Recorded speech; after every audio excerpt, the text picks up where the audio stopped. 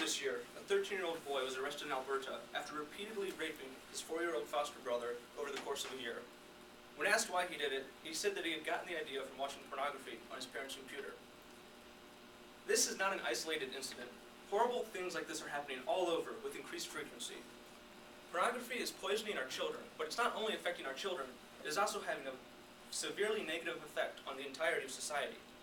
Therefore, I argue that pornography should be made illegal by the government to protect its citizens from it. Now, many of you may be saying, whoa, this is kind of a private thing, this is pretty personal. I mean, like, pornography, that's something you do on your own. How can that possibly have an effect, A, on yourself, or B, on those around you? I mean, is this really something that's going to affect other people? I would say yes, and so would countless experts in studies. Pornography is not only harmful to individuals that view it, it is also harmful to society as a whole, and most importantly, it is harmful to children who are exposed to it at young ages. Pornography is an ever-growing, multi-billion-dollar industry. There are more than 4 million pornographic websites on the internet today. As I mentioned, pornography hurts the individuals who view it. Why is this important for us here today as college students? Well, according to research done by Oklahoma State University, 87% of college men view pornography. 48% report viewing it weekly, if not more.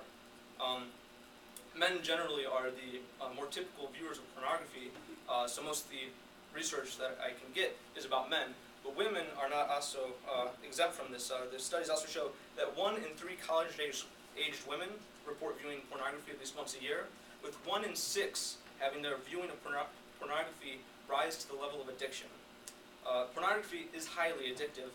Psychology Today reports that it is more addictive than online gambling, and it is even possibly more addictive than drugs or alcohol.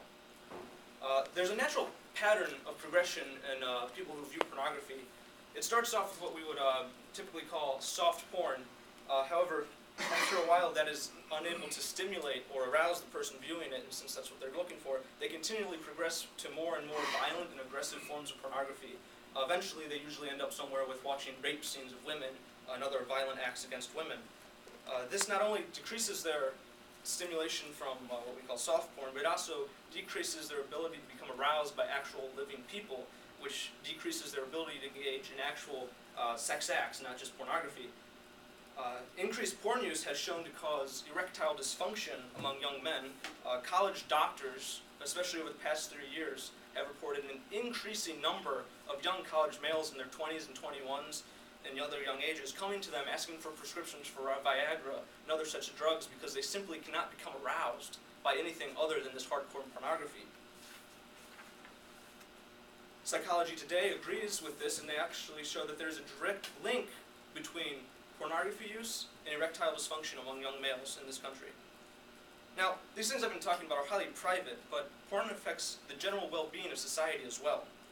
Besides the failed marriages that porn consumption causes, possibly because of the effects that I've just discussed, regularly watching porn increases the viewer's likeliness to engage in aggressive or abusive behavior towards women. The study I cited by Oklahoma State University looked at men in college fraternities.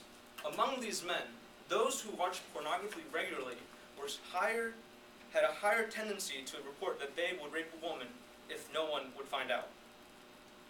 Further, 88% of porn online is depicting aggression or violence towards women. Like I said, it eventually progresses into scenes of rape and other horrible acts. Those who viewed this type of pornography regularly not only had a significantly more likeliness of committing rape, they also were significantly less likely to stop a rape if they saw it happen, and also they showed signs that they actually believed that the women enjoyed being raped. According to research done by the Journal in Research and Personality, 6 out of 10 men would rape a woman if there was no chance of getting caught. 6 out of 10. This is not a private matter.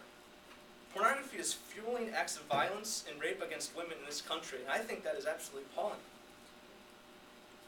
Also appalling is the effect that pornography has on children that it comes into contact with.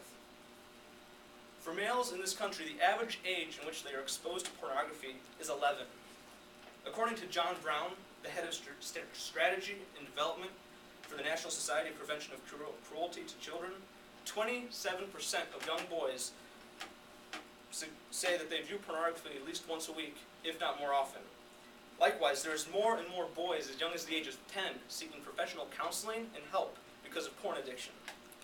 As I explained before, exposure to pornography causes a decreased ability to relate with other people, to engage in meaningful relationships.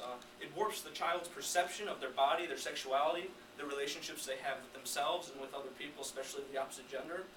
It increases their violent tendencies towards women. And as Brown admits, we don't even know all the negatives this is having. These are only the ones that we know for now. Only time will tell us what other horrible consequences this has.